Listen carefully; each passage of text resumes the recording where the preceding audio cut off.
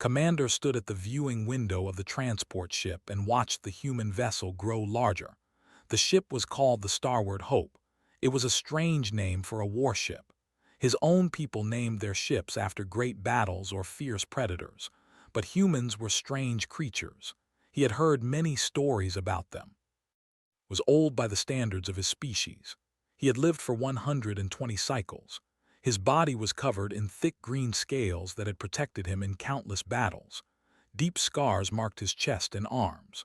One of his 4 eyes had been damaged long ago and now glowed with a pale artificial light. He had fought in 17 different wars across the galaxy.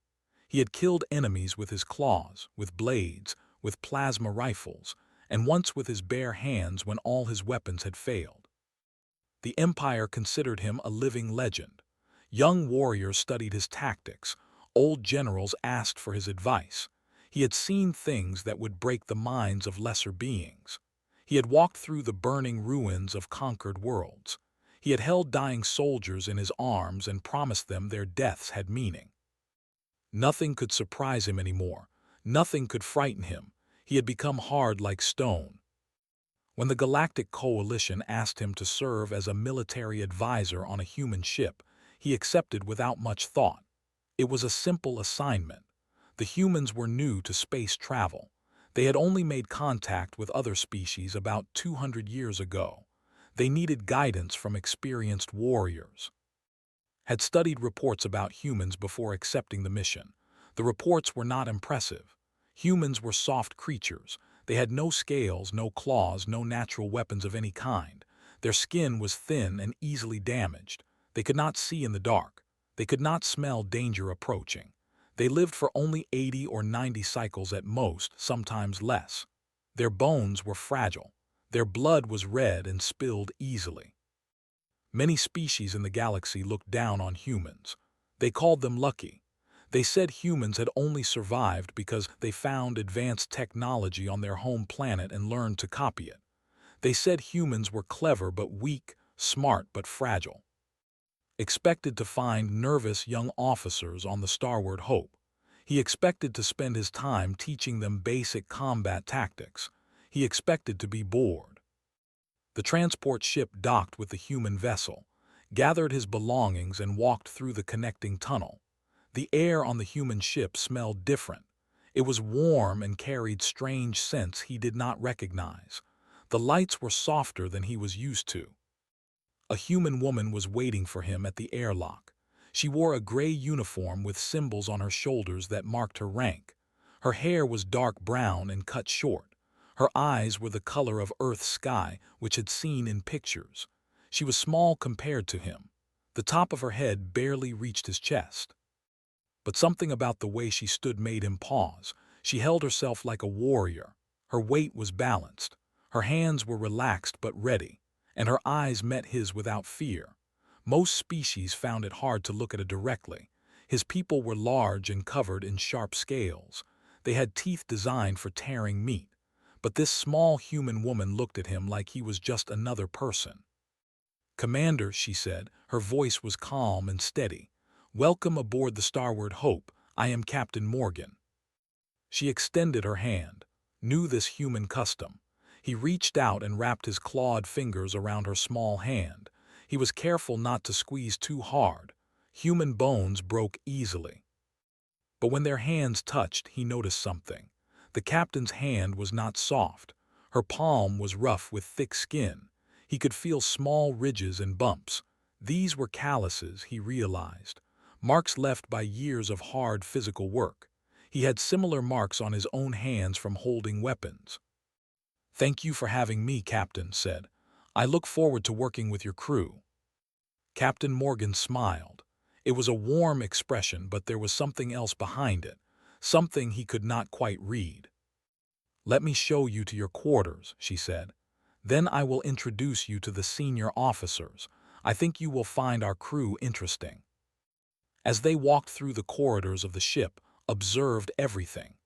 The human crew members moved around them, going about their duties. They nodded respectfully at their captain and looked at with curiosity but not fear. He noticed that many of them carried small scars, a mark above an eyebrow here, a thin line across a cheek there. One young man had a mechanical hand that moved just like a real one. An older woman walked with a slight limp but kept pace with her younger colleagues without complaint.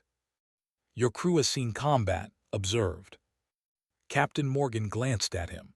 "Some of them. Others have simply lived human lives. On our world, danger does not only come from war." Did not understand what she meant, but he did not ask. He would learn in time. His quarters were small but comfortable. The bed was soft, perhaps too soft for his liking. There was a desk with a computer terminal and a window that looked out into space. "Dinner is at 1900 hours in the officers' mess," Captain Morgan said. "I hope you will join us. My people are curious about you." "And I am curious about them," replied. After she left, stood at the window for a long time. Stars drifted slowly past. Somewhere out there, wars were being fought. Species were rising and falling. The galaxy continued its endless cycle of conflict and peace. He had come here expecting to teach these humans about war. He was the veteran. He was the expert. He had nothing to learn from creatures who had only been in space for 200 years. But something about Captain Morgan bothered him. Something about the way she moved, the way she spoke, the way her crew looked at her. There was a hardness there that he recognized. It was the hardness of someone who had suffered and survived. Shook his head. He was imagining things. Humans were soft creatures. Everyone knew that. Whatever hardness he thought he saw was just his old warrior instincts playing tricks on him. He would soon learn how wrong he was. 3 weeks passed aboard the Starboard Hope. Spent his days observing the human crew and learning their routines. They were organized and efficient. They followed orders without question but also showed initiative when needed. Captain Morgan ran a tight ship, but still believed the humans were untested. They trained well and followed procedures correctly. That was not the same as real combat. Anyone could look professional during peaceful times. The true test came when blood was spilling and death was near. That test came sooner than anyone expected. The Starboard Hope was patrolling near the Sigma Reach asteroid field when they received a distress signal. A civilian transport ship was reporting engine failure. They were drifting toward a large asteroid and could not stop themselves. Captain Morgan ordered the ship to respond immediately, approved of this decision. Saving innocent lives was an honorable duty. But as they approached the coordinates of the distress signal, felt something cold settle in his stomach. The asteroid field was too quiet. The readings on the sensors did not match what they should have been. He opened his mouth to warn the captain, but it was already too late. 17 ships emerged from behind the asteroids. They had been hiding their energy signatures in the shadows of the rocks. They were raiders, pirates who preyed on weak vessels and sold their crews into slavery. Alarms screamed throughout the ship. Red lights flashed. The Starboard Hope shook as the first enemy weapons hit their shields. Gripped the railing on the bridge. He had been in ambushes before. He knew what came next. Panic, confusion, officers shouting over each other, perhaps surrender if the odds were bad enough. 17 against 1 was terrible odds. But that was not what happened. Captain Morgan's voice cut through the noise like a blade. It was calm and clear and absolutely certain. "All hands battle stations. Damage control teams stand ready. Helm evasive pattern delta. Weapons return fire on the lead vessel." The bridge crew moved instantly. There was no hesitation, no fear in their eyes. They had trained for this moment. They had been waiting for it. The Starboard Hope twisted through space, dodging enemy fire with surprising grace. The human weapons officer, a young man named Danny, locked onto the nearest enemy ship and fired. Blue plasma streaked across the darkness and tore through the raider's hull.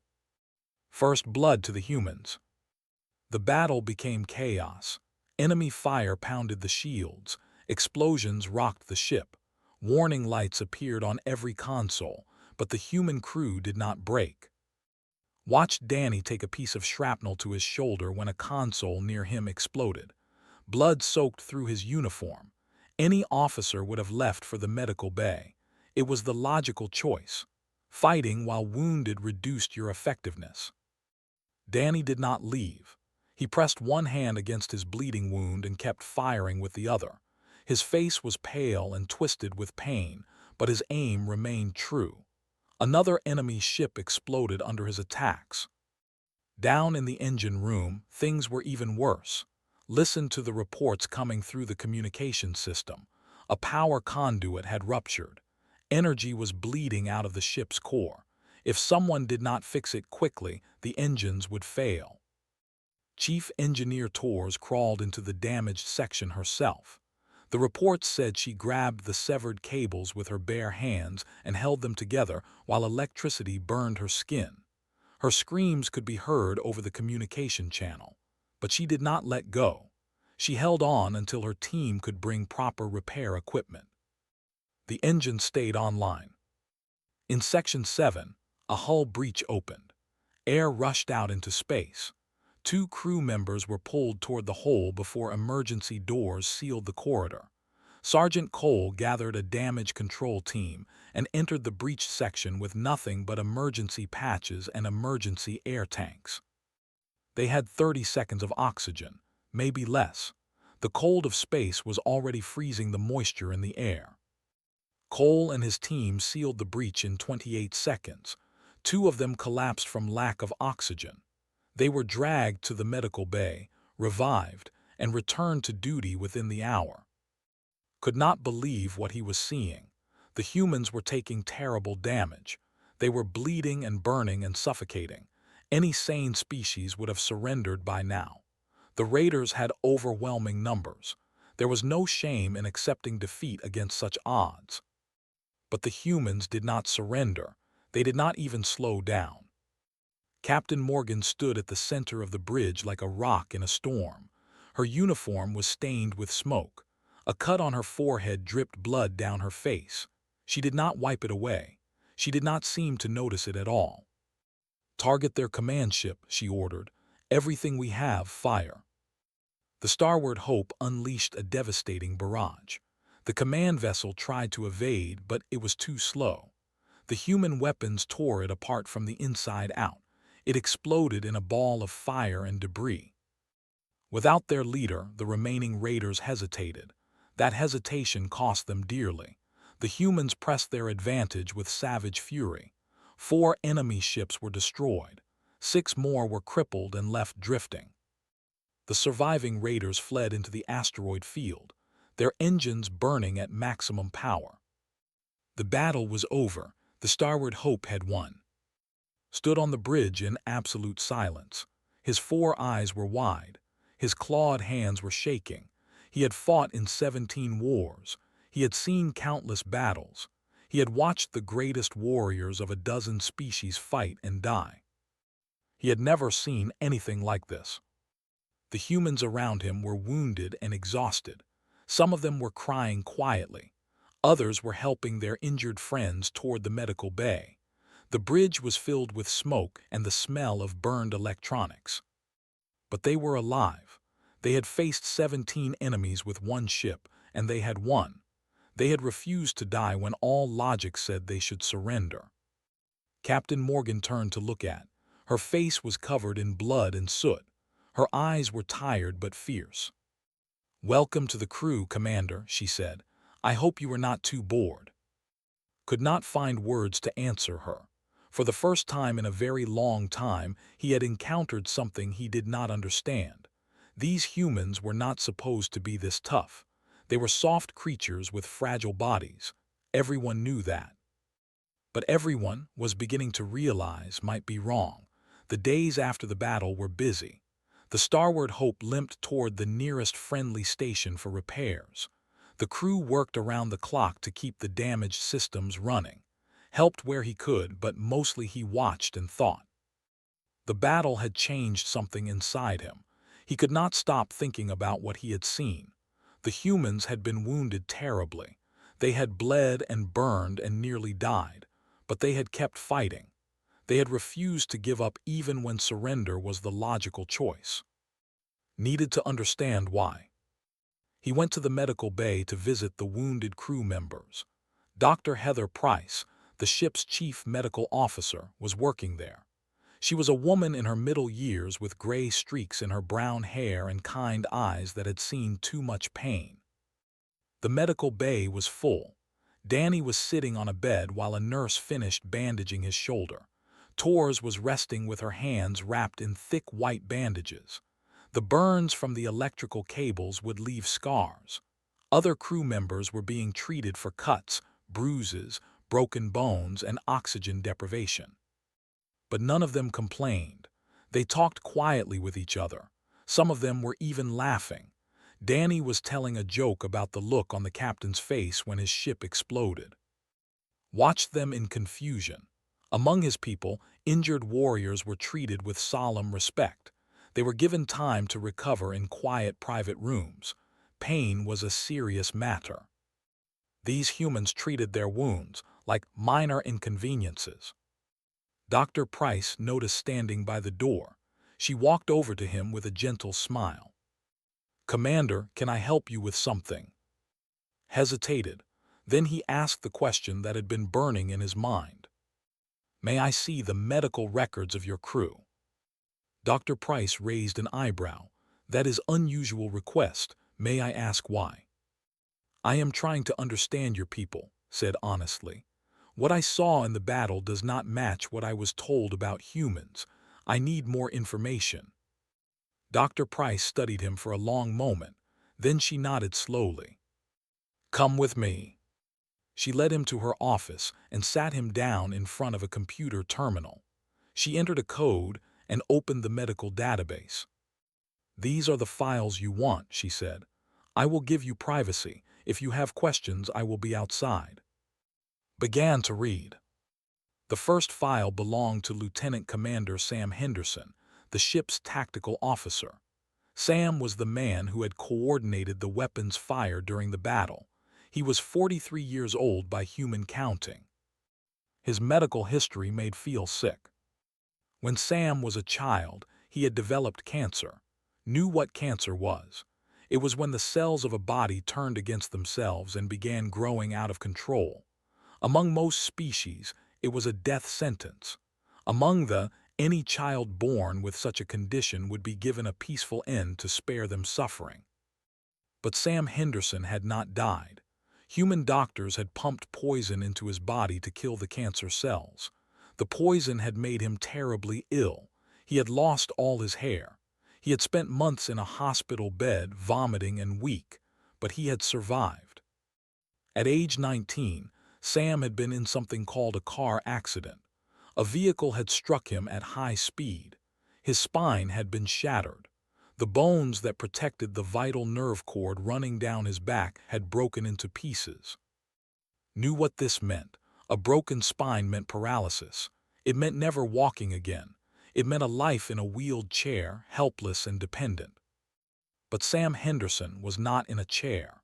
Human doctors had rebuilt his spine using metal rods made of titanium. They had fused the broken bones together with screws and plates. They had given him years of painful therapy to teach him how to walk again. And he had learned, he had walked, he had run, he had joined the military. During a ground battle on some distant world, Sam had lost his left leg below the knee to an explosion. Human doctors had given him a mechanical leg made of metal and plastic. He had learned to use it as well as his original leg. Then he had caught a bacterial infection that nearly killed him.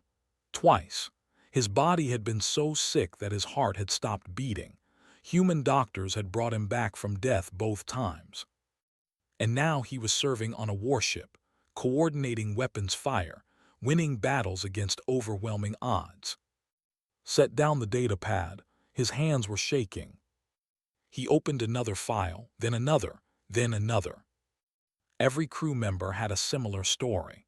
Broken bones that had healed, diseases that had been cured, injuries that would have killed any but had only slowed these humans down. One woman had been born with a heart defect. Human doctors had cut open her chest, stopped her heart, repaired it, and started it again. She was now the ship's navigator. One man had lost an eye in an industrial accident. He wore an artificial eye that could see better than a natural one. He worked in the sensor department. The cook had survived something called a stroke, which happened when blood stopped flowing to parts of the brain. Half his body had been paralyzed. He had spent 2 years in therapy, learning to use his limbs again. Now he prepared 3 meals a day for 100 crew members. Could not believe what he was reading. These injuries were not battle wounds. They were just normal parts of human life. Humans broke and healed and broke again as naturally as breathing. Dr. Price came back into the office. She saw the expression on his face. "You are surprised," she said. "It was not a question." "This is impossible," whispered. "Your bodies are so fragile. How do you survive such damage? Among my people, any warrior with these injuries would be retired. We would give them comfort and peace for their final days. These wounds are death sentences." Dr. Price sat down across from him. Her expression was sad but proud. "Commander, we have a saying on Earth. What does not kill you makes you stronger. Our bodies break easily, yes, but they also heal. We have spent our entire history learning how to fix ourselves. We set broken bones. We sew up wounds. We cut out diseases and poison infections. We replace the parts that cannot be saved." She pulled up her own medical file and turned the screen toward him. Looked at it.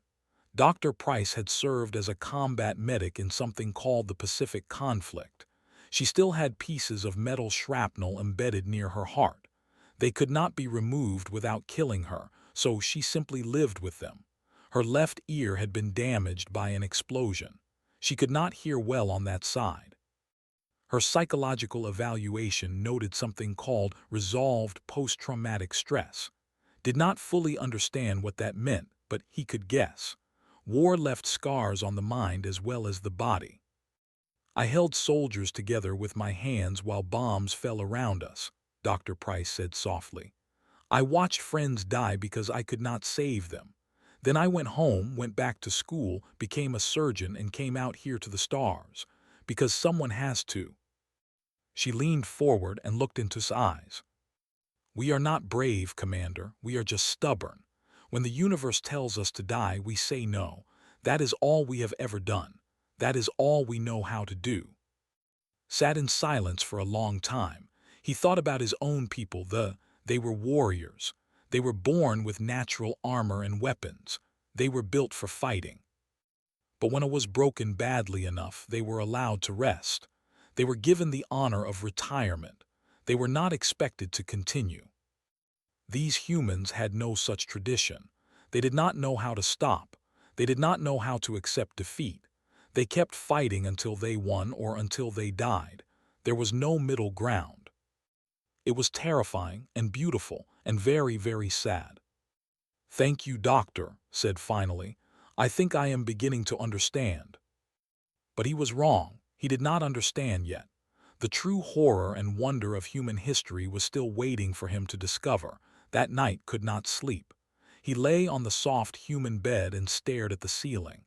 His mind kept returning to the medical files he had read, the injuries, the recoveries, the impossible survival stories. These were just ordinary humans. They were not special soldiers or elite warriors. They were cooks and engineers and nurses, and yet their bodies had been through more damage than most veterans. Got out of bed and walked to his desk.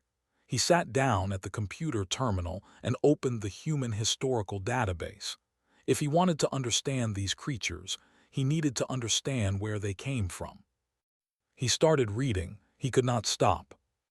The first thing he learned was that humans had been fighting each other for their entire history.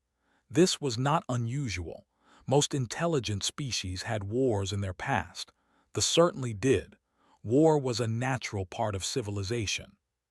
But the scale of human conflict was different. The brutality was different. The sheer determination to keep fighting no matter the cost was unlike anything had ever encountered. He read about a place called Stalingrad. It was a city on the Human. During a great war, an enemy army had tried to capture it. The battle lasted for 5 months. 5 months of fighting in broken buildings and frozen streets. The temperature dropped so low that weapons stopped working. Soldiers froze to death standing upright. But the defenders of Stalingrad did not surrender. They fought room by room, building by building, sometimes hand to hand in the rubble. When they ran out of ammunition, they used knives. When they ran out of knives, they used rocks. When they ran out of rocks, they used their bare hands. Over 1 million humans died in that single battle. 1 million, and the defenders still won.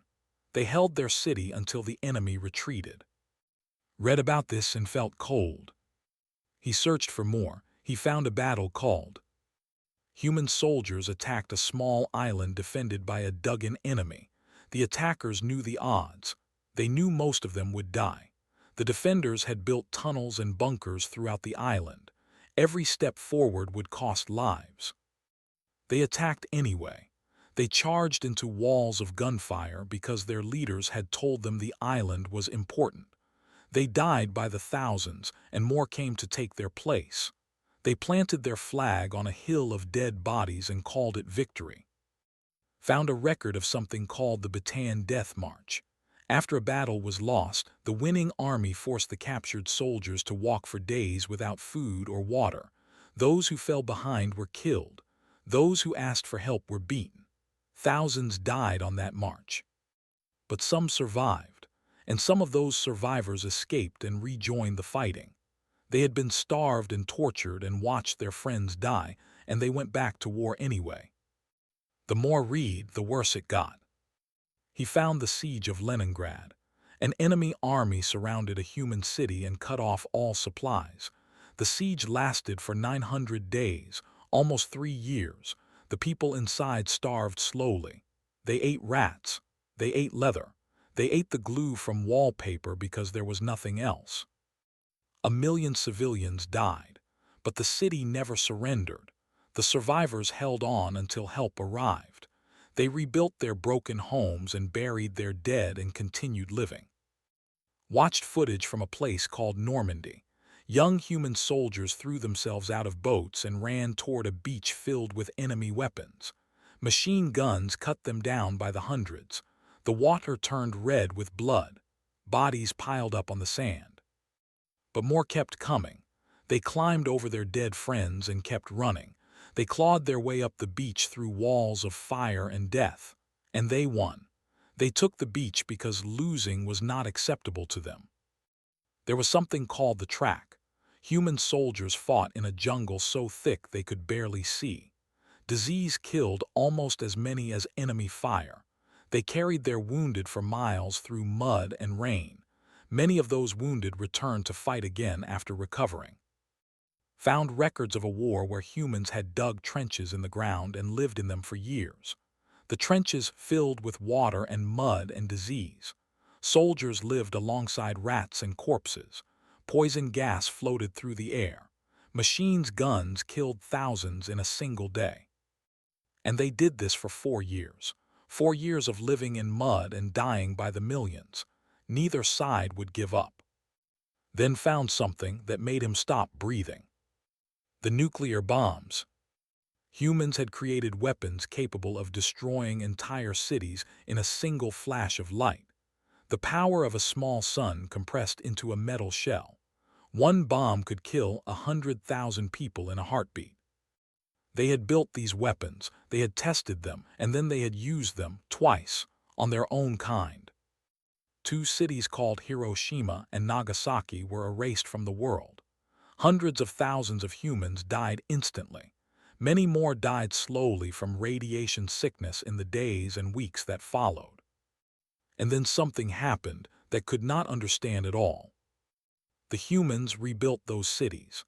People moved back to the places where nuclear fire had burned. They raised children where their parents had died screaming. They built parks and schools and businesses on ground that had been turned to ash. They did not flee.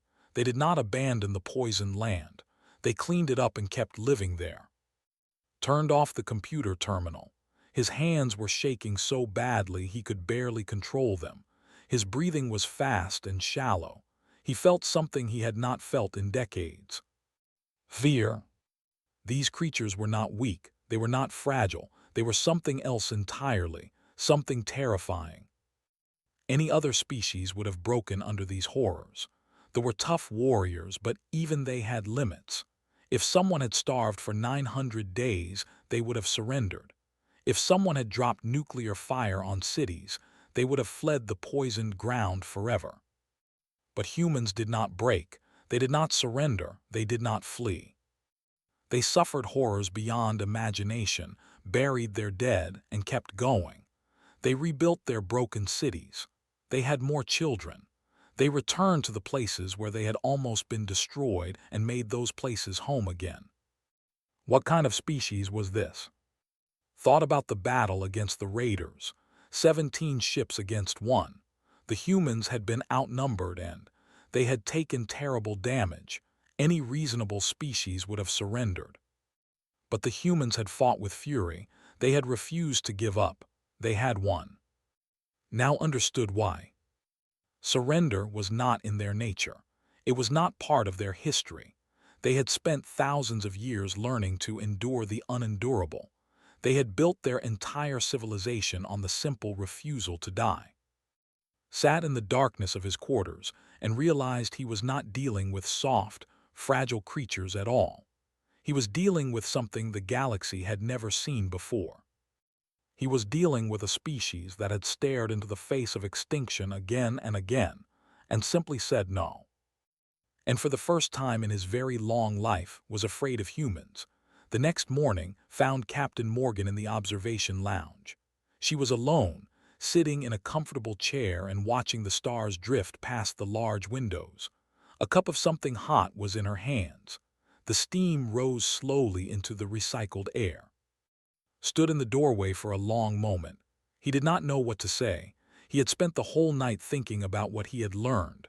The battles, the suffering, the impossible endurance of the human species. He had questions, but he did not know how to ask them. Captain Morgan turned her head and saw him. She smiled gently. "Commander, you look tired. Did you not sleep well?" Walked into the room and sat down across from her. His large body made the human furniture creak, but it held his weight. "I have been reading your histories," he said. His voice was quiet, almost a whisper. Captain Morgan nodded slowly. She did not seem surprised. "And what did you learn?" Was silent for a long time. He looked at the stars outside the window. Somewhere out there, civilizations were being born and dying. Wars were being fought. The galaxy turned endlessly, uncaring and cold. Finally, he spoke. "I do not understand how your species still exists." Captain Morgan laughed softly. It was not a mocking laugh. It was tired and honest. "We ask ourselves that question every generation, Commander. Every time we think we have finally learned to stop hurting each other, we find a new way to cause pain. Every time we think we have reached the bottom, we discover there is further to fall." She took a sip of her drink.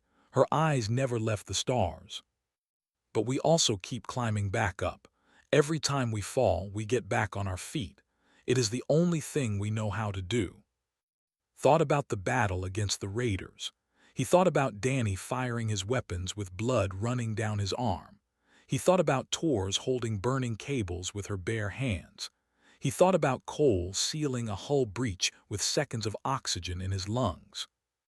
"You are not like other species," he said slowly. "You are not stronger or faster or tougher. Your bodies break easily. Your lives are short, but you do not know how to give up. You do not know how to accept defeat." Captain Morgan turned to look at him. Her eyes were serious now. "That is not entirely true, Commander. We know how to give up. We know how to accept defeat. We simply choose not to, every time." She set down her cup and leaned forward. "When I was a young officer, I served in a battle that we were sure to lose. The enemy had more ships, more weapons, more everything. Our commander told us we could surrender. No one would blame us. The odds were impossible. She smiled, and there was something fierce in that smile. We voted to keep fighting, every single person on that ship. We voted to die rather than give up. And then we did not die. We won. We should not have won, but we did. Listened carefully. This was what he needed to understand. This was the heart of what made humans different. Why? He asked. Why did you choose to fight when surrender was the reasonable choice? Captain Morgan thought about this for a moment. Because surrender was not really a choice for us. It felt wrong in our bones. Our ancestors did not surrender at Stalingrad or Leningrad or Normandy. Our great-grandparents did not give up when nuclear fire fell on their cities. Our grandparents did not stop fighting when disease and disaster tried to wipe us out. She spread her hands, as if showing him something invisible. We carry all of that history inside us, all of that suffering, all of that refusal to die. When the moment comes to choose between surrender and death, something in us says no. Not today, not ever. Was quiet for a long time. He thought about his own people, They were proud warriors with ancient traditions. They fought bravely and died with honor. But they also knew when to stop. They understood that some battles could not be won. They accepted defeat when it was inevitable. Humans did not have that wisdom, or perhaps they had a different kind of wisdom, a wisdom that said no battle was truly hopeless, a wisdom that said you kept fighting until you won or died trying. Among my people, said slowly, there is a word, or it means those who have been broken by war. We use it for warriors who have suffered too much damage to continue. We give them comfort. We let them rest. It is considered an honor. He looked at Captain Morgan, at the small scars on her hands, at the gray hairs at her temples, at the steady fire in her eyes. I do not think there is a word in any language for what your people are. You are not merely survivors. You are not merely warriors. You are something else, something the galaxy has never seen before. Captain Morgan smiled. It was a warm smile, but there was something ancient behind it. Something that had been forged in 10,000 years of human suffering and triumph. We are human, Commander. That is all we have ever been. That is all we need to be. She stood up and walked to the window. The light of distant stars played across her face. Out here in the galaxy, you will find species that are stronger than us. You will find species that are faster, smarter, longer-lived. You will find species with natural weapons and armor that we could never match. She turned back to face him. But I do not think you will find anyone who has been through what we have been through. I do not think you will find anyone who has fallen as far as we have fallen and kept getting back up. That is our gift and our curse. We do not know when to stop. Stood up slowly. He towered over the small human captain, but in that moment he felt like the smaller one. I came to this ship expecting to teach you about war, he said. I was wrong. You have taught me instead. You have shown me something I did not know existed. Captain Morgan reached out and placed her small hand on his scaled arm. It was a gesture of friendship, of respect. We are glad to have you with us, Commander. The galaxy is dangerous, and we need all the friends we can get. Looked down at her hand, such a small, fragile thing, bones that could be broken so easily, skin that could be cut so effortlessly. But behind that fragile hand was a will of iron. Behind that soft body was a spirit that had endured 10,000 years of horror and never stopped fighting. I will stand with you, said. Whatever comes, I will stand with humanity. Captain Morgan squeezed his arm gently. Thank you, Commander. That means more than you know. They stood together at the window, watching the stars. The starward hope continued its journey through the endless dark. Ahead of them lay unknown dangers, enemies they had not yet met, battles they could not yet imagine. But the humans were not afraid. They had faced worse. They had survived worse. They would keep going until the very end of everything. Because that was what humans did.